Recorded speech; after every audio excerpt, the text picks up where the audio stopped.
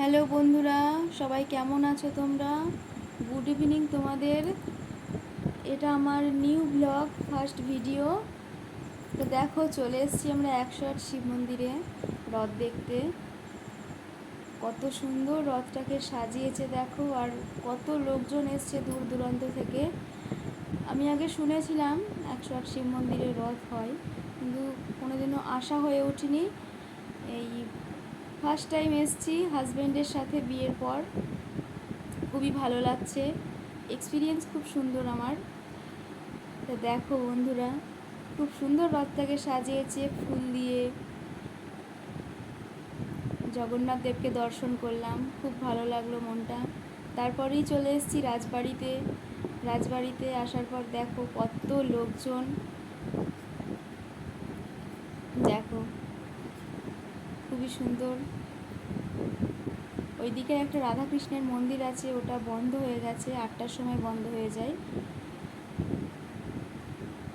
So দেখো, তোমাদের আমরা গেছি, যতটুকু দেখতে পেয়েছি তোমাদেরও ততটুকু দেখানোর চেষ্টা করেছি।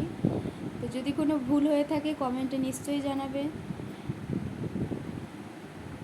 তো দেখো, এখন বেরিয়ে যাচ্ছি রাজবাড়ি থেকে।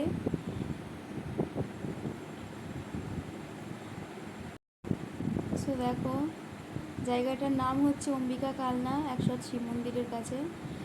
আমার এই ব্লগ ভিডিও যদি তোমাদের ভালো লেগে থাকে অবশ্যই তোমরা কমেন্টে জানাবে এবং লাইক করবে, শেয়ার করবে।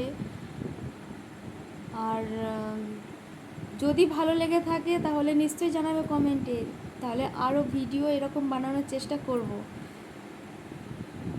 সবাই ভালো থেকো। আচ্ছা দেখো বন্ধুরা,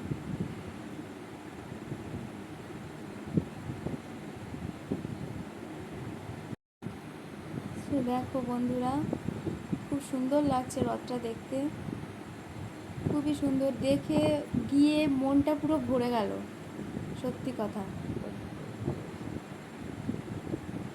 তো বাই বন্ধুরা,